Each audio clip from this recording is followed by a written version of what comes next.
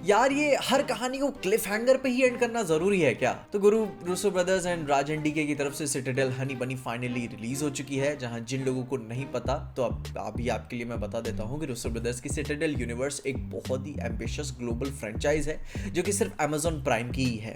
इस दुनिया में एक बहुत ही सीक्रेटिव ऑर्गेनाइजेशन है सिटाडेल नाम से, जो कि बिना किसी गवर्नमेंट के इंटरफेरेंस के इंडिपेंडेंटली काम करता है ग्लोबल सिक्योरिटी के लिए।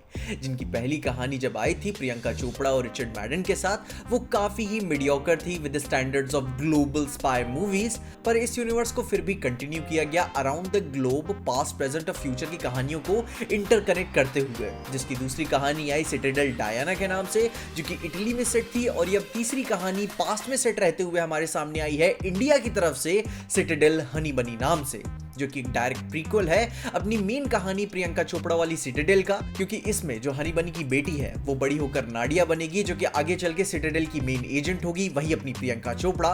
विच सम्स अप एवरीथिंग कि ये प्रियंका चोपड़ा के कैरेक्टर की नाडिया की बचपन की कहानी है कि उसका इस एजेंट वाली दुनिया में एग्जिस्टेंस और पेरेंट्स का बैकड्रॉप कहां से आया और दुनिया में वो कैसे इंट्रोड्यूस हुई, सिटाडेल से उसका कनेक्शन क्या है।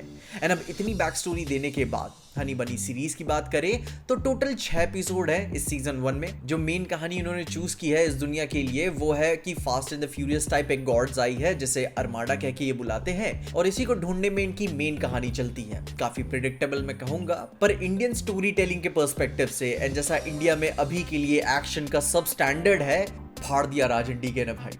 इसमें इनकी पिछली कहानियों के कंपैरिजन में वो टैकी ह्यूमर की कमी काफी एविडेंट है। वो चटकार मजा जो आपको फर्जी एंड गन्स एंड गुलाब्स में फील हुआ था वो इसमें लैक करता है, पर जो सिंसियरिटी सिटाडेल यूनिवर्स डिमांड करती है उसके साथ उन्होंने जस्टिस रखी है। जहां तक कि मैं ये भी बोलूंगा कि राज एनडीके की सिटाडेल हनी बनी इवन प्रियंका चोपड़ा वाले सिटाडेल से बेटर है, क्योंकि एक तो प्रेडिक्टेबल कहानी होने के बावजूद भी to a certain extent it's fun, जो कि आई थिंक राज एनडीके की स्पेशल वाली राइटिंग से ही आता है। और ये बहुत ही रेयर ही होता है कि इंडियन एक्टर्स को इतनी रिस्पॉन्सिबिलिटी के साथ ऐसा एक्शन हमें दिखा दे।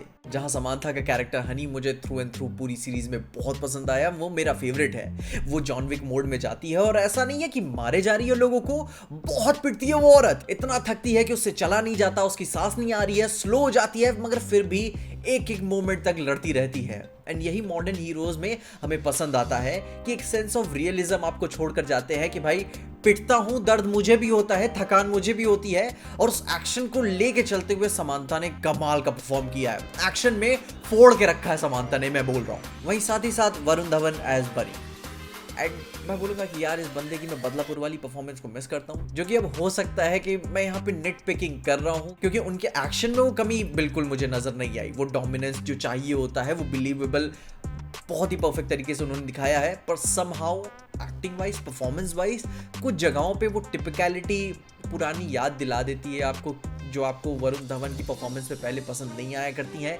या फिर जो एक क्लासिक चार्म उनके साथ जो जुड़ा हुआ है वो इसमें भी नजर आ जाता है कि वही दोबारा से चीज देखने को मिल रही है। वो एक काफी काम चला देने वाली परफॉर्मेंस है। खैर हो सकता है कि मैं यहाँ पे निट पिकिंग कर रहा हूँ, तुम बताओ कि तुम्हें वरुण धवन की परफॉर्मेंस इसमें कैसी लगी, क्योंकि सीरीज की सबसे बड़ी कमी कोई परफॉर्मेंस नहीं बल्कि इसकी थोड़ी सी राइटिंग आती है। अब राज एनडीके कितना अच्छा लिखते हैं हम सब ये बात जानते हैं, पर ये रूसो ब्रदर्स का क्रिएशन है मेन, एंड एमसीयू के अलावा उनका कुछ भी अच्छा नहीं होता।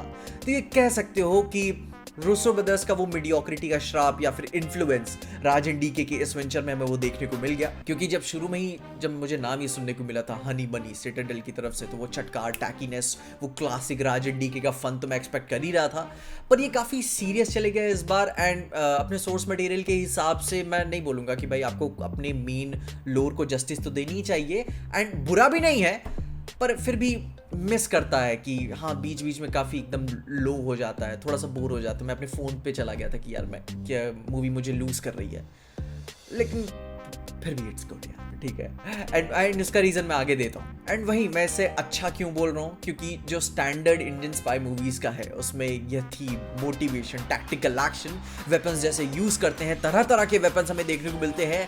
वो बुलेट प्रूफ वेस्ट पहन के भी जो आपको गोली लगती है उसके बाद भी जो गिरना एंड फिर खड़े होना, इन सारी चीज़ों के कंपैरिजन में इंडियन मूवीज़ के जो स्टैंडर्ड्स हैं स्पाई एक्शन मूवी को लेकर उसकी तुलना में तो बहुत अच्छा है यार।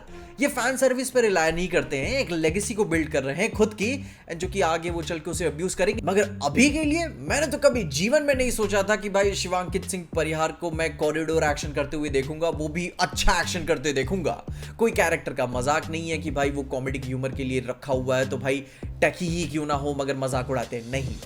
इमोशन है, बैक स्टोरी है, आप उसकी इज्जत करते हो। जहां अगर हनी बनी की कहानी अगर आपको ब्रीफ में जाननी है तो स्टोरी 90s एंड 2000s में जंप कर रही होती है। इसमें समांता का कैरेक्टर हनी एक नॉर्मल सी लड़की है, मुंबई में एक्ट्रेस बनने आई है, फिल्मों में एक छोटे मोटे से रोल करती है। वहीं वरुण धवन बनी फिल्म इंडस्ट्री में स्टंटमैन है रायन गोसलिंग की तरह, एंड वो अनाथ है और अपने बाबा के मेनन के लिए एक सीक्रेट फैमिली वाली ऑर्गेनाइजेशन में काम करता है जो कि सिटाडेल का डायरेक्ट कॉम्पिटिटर है। एंड वहाँ भाई अपने जो के मेनन है वो भी पहले सिटाडेल में काम करते थे, फिर धोखा हुआ, अपनी नई एजेंसी बनाई एंड वो लोर मूवी में एग्जिस्ट करता है।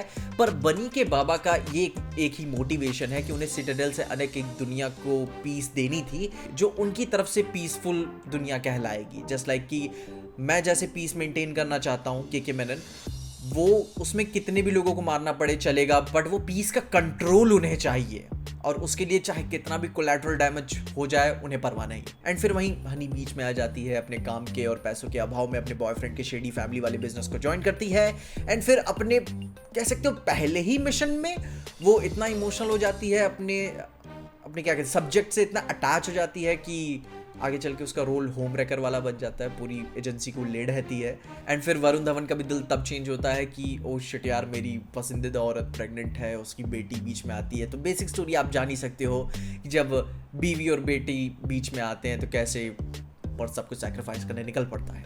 वहीं के मेनन एज बैड गाय मुझे वो पसंद आया। वो रिवेंज जैसी छोटी मोटी चीज़ों में नहीं फंसते, उनका एक क्लियर मोटिवेशन बड़ा सा पर्पस है जिसके लिए वो ऐसी क्या कहते हैं घर परिवार वाली चीज़ों के परपंच में नहीं फंसना चाहते। जिनके साथ साथ कहानी में हमें शाकिब सलीम एज केडी भी देखने को मिलते हैं किसी अनस्टॉपेबल फोर्स की तरह, and he is a challenge in this movie. भाई कैरेक्टर्स की राइटिंग तो मैं कहूँगा कि काफ़ी अच्छी लिखी हुई है, काफ़ी हार्ड जाते हैं वो, पर जो स्टार रहा इस पूरी सीरीज़ का वो मैं कंसिडर करूंगा इसका highly detailed well choreographed action including everyone, each and damn everyone. There is a sweet line कि आप पिट भी रहे हो और पथेटिक भी नहीं लग रहे हो और कुछ ऐसा कर देते हो कि फिर आप कूल हो जाते हो। वो बार बार उस लाइन को नील डाउन करते हैं राजन डी के।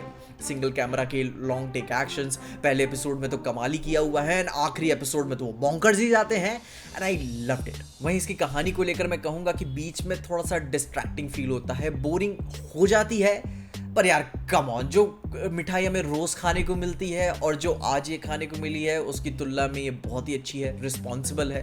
राजन डीके के सबसे स्ट्रॉन्गेस्ट वर्क्स में से मैं इसे एक नहीं बोलूंगा, पर इंडिया की सबसे टॉप स्पाई मूवीज की तुलना में एंड इवन प्रियंका चोपड़ा की सिटाडेल वाली सीरीज की तुलना में मैं इसे ऊपर रखूंगा, क्योंकि एटलीस्ट दे आर रिस्पॉन्सिबल। बाकी थोड़ा सा बोर करने वाली कमियां है, मैं नहीं करता हूँ, बट आई थिंक यहाँ पे इतना तो जाने दे ही सकते हैं। इसका सीजन 2 कब आएगा वो भी मुझे बता देना, मैं ज़रूर से देखना चाहूँगा। बाकी अपनी ओपिनियंस मेरे कमेंट ज़रूर बताना कि तुमने ये सीरीज़ देखी है तो तुम्हें कैसी लगी, एंड अगर इंडियन स्पाई मूवीज़ का पठान जवान के अलावा भी अगर आप ऐसे कुछ टाइगर के अलावा भी कुछ चीज़ें देखना चाहते हो कि स्पाई मूवीज़ किस एक्सटेंट तक जा सकती हैं तो ये ज़रूर से देखना। बाकी अपनी ओपिनियंस मुझे ज़रूर बताना, एंड तब तक के लिए देखते रहना पीजे एक्सप्लेन।